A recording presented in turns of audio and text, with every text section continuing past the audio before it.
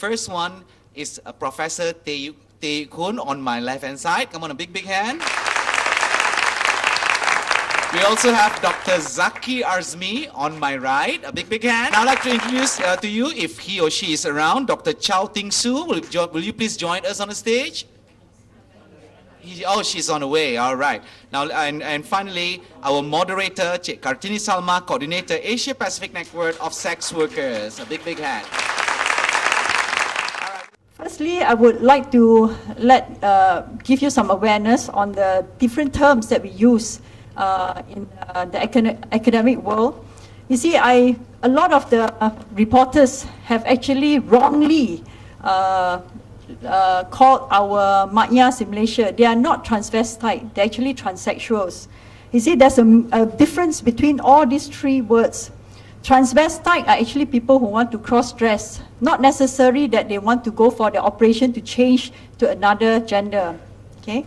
Transsexuals are basically those who want to have the operation and become the other gender. For example, you have in Malaysia, female to male transsexuals, which we call Makyas in Malaysia. They are, male to female transsexuals, they are Makyas in Malaysia, meaning that they are men who wants to have the operation and become a woman. In Malaysia, because of the religion, a lot of them have not actually gone for their operation, but they have the intention of doing so. If the phenomenon on transsexuals, what happened is that the prenatal hormones had feminized the brains of the transsexual. For example, Makyas, okay, when they are, before they are actually born, okay, the hormones in the fetus had actually feminized the brains of the fetus.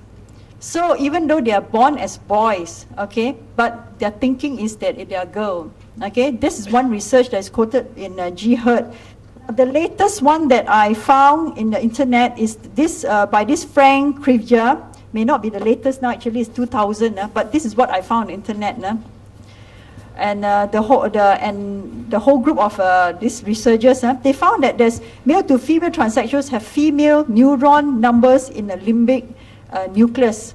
I mean, there's a whole article on it. If you want to search the internet, the whole article is there. Okay, I was hoping the doctor here may be able to explain to you later.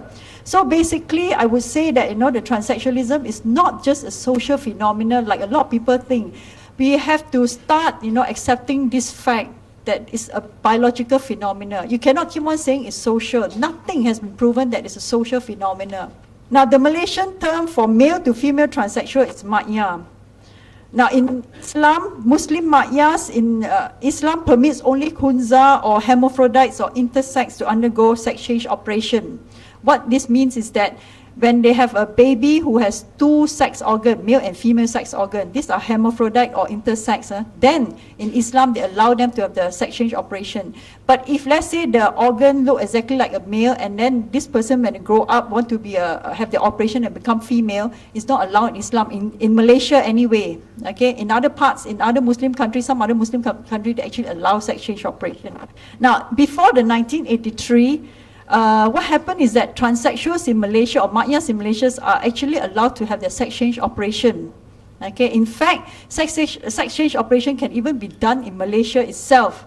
One of the hospitals that do the sex change operation is actually the University Malaya Hospital, or they call it University Hospital. They were doing the sex change operation there. But 1983, a fatwa came out.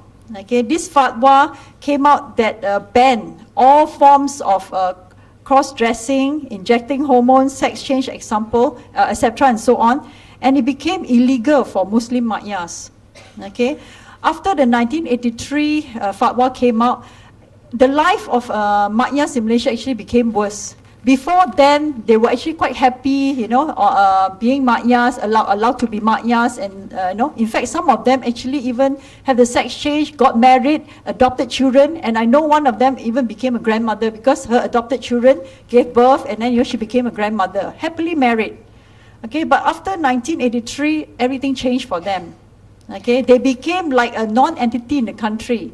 They became like some sort of like illegal in this country after the fatwa came out. Okay, a lot of them are actually working in departmental stores. even in the corporate sector and so on. So the myth that Makyas are sex workers are dispelled totally, you know, because more of them are now in the mainstream working as like any other people. Okay, that I'm very happy to report. Now, what we found is that majority had only secondary school education.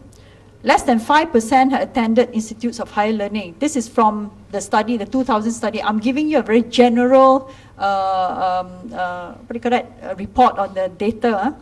About half are sex workers, mainly because they couldn't find proper jobs, they're discriminated and so on. Many have income of less than 1,000 ringgit per month.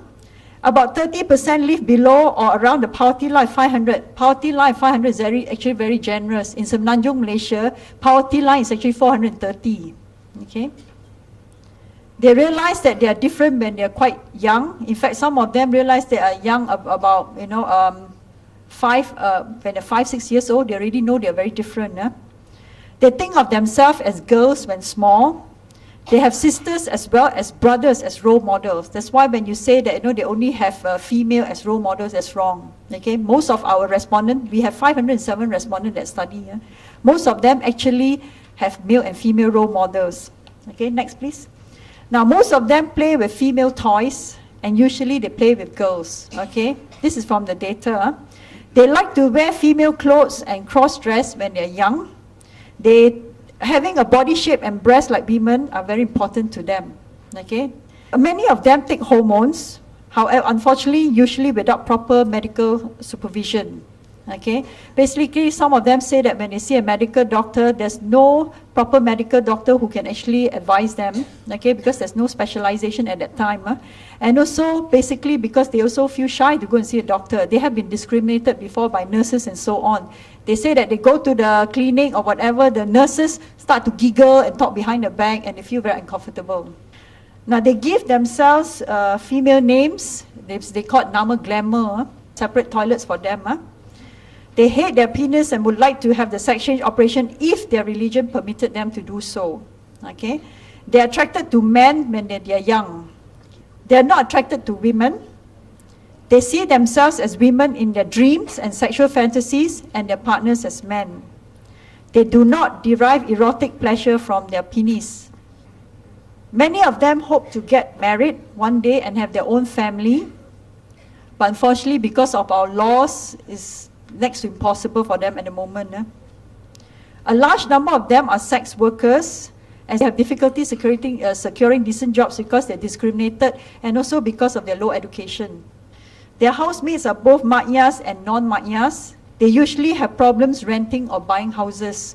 Now, renting houses is because, the landlord discriminate them. When they see that they're Makyas, they say, sorry, we don't want to rent to you. Buying houses is because some of them don't have proper jobs. In order to secure bank loans, you have to have proper jobs. They don't have the proper pay slip, monthly pay slip to show that they can pay. Although they actually, when they do odd jobs, they actually have enough money to pay, but they cannot. Okay. The other thing, of course, is because of their identity card is listed as male, but they look like female. Okay. Another thing is also because when they go and get their health insurance.